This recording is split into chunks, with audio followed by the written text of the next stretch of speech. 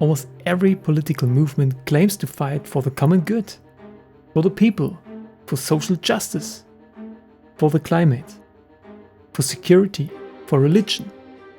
The goals differ. Yet, from a praxeological view or an economical view, the same logic may underlie them all. A logic that always begins with a good intention and then unfolds step by step. The decisive question is this: what happens when the goals of a collective become more important than the goals of the individual?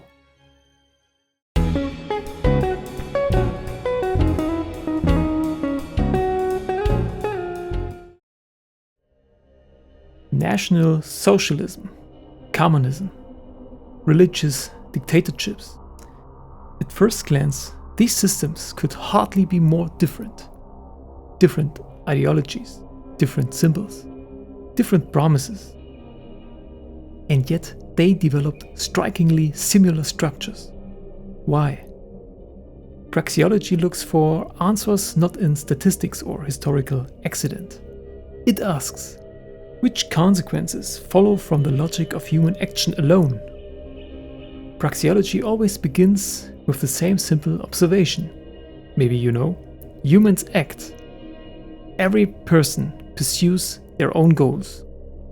One wants to start a business, another to feed their family, another to make music, to travel, or simply to be left alone.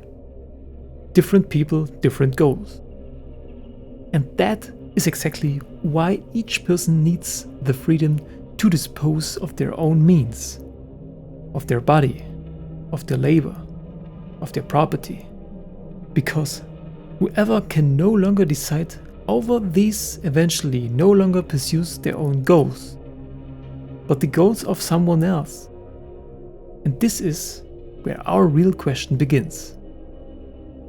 Imagine individual goals are suddenly no longer first. Instead, there is a higher goal, the good of the people, the classless society, the religious order, climate protection, or any other collective goal. Whatever it is called, a problem appears at once. Collective cannot act. Only humans can act. So someone must define what this collective actually wants. With that, political power emerges, not by accident, but logically.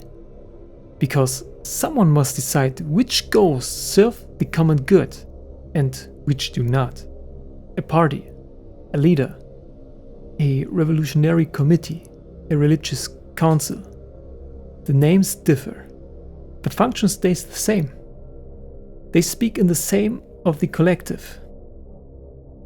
And through that, decision-making power concentrates. But humans never all pursue the same goals. An entrepreneur wants to invest. A journalist wants to criticize. An artist wants to provoke. A believer wants to live their faith. A scientist may contradict the government. As long as everyone may pursue their own goals, this is no problem.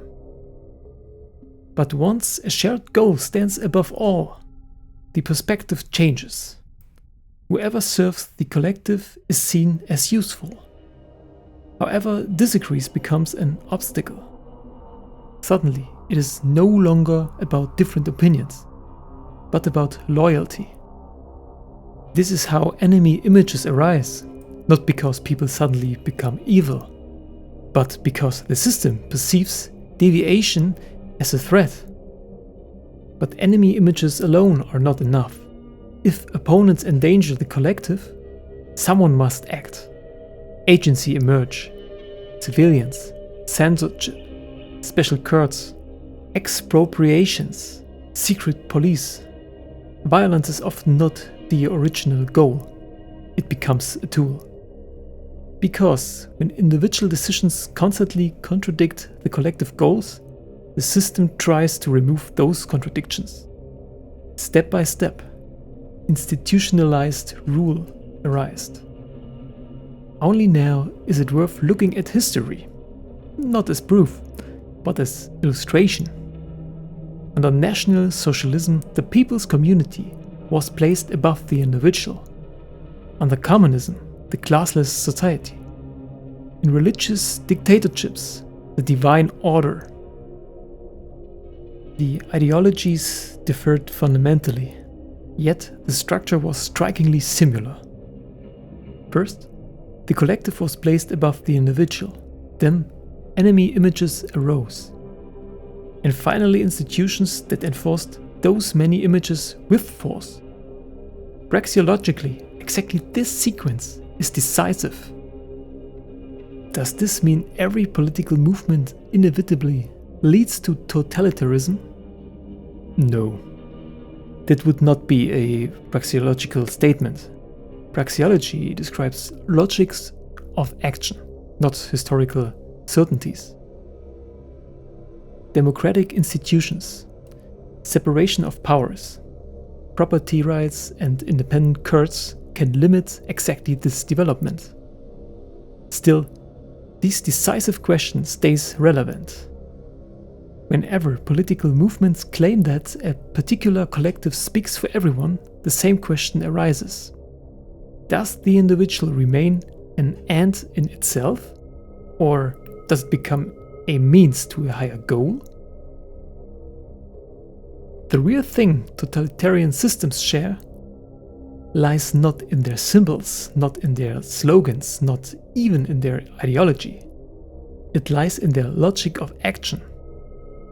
Once the collective permanently stands above the acting individual, incentives for the concentration of power arise.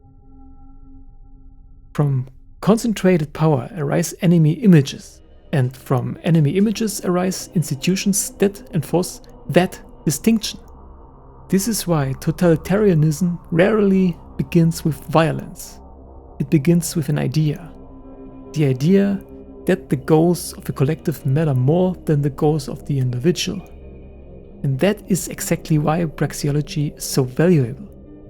It explains not only what happened in history, it helps us understand why it keeps happening.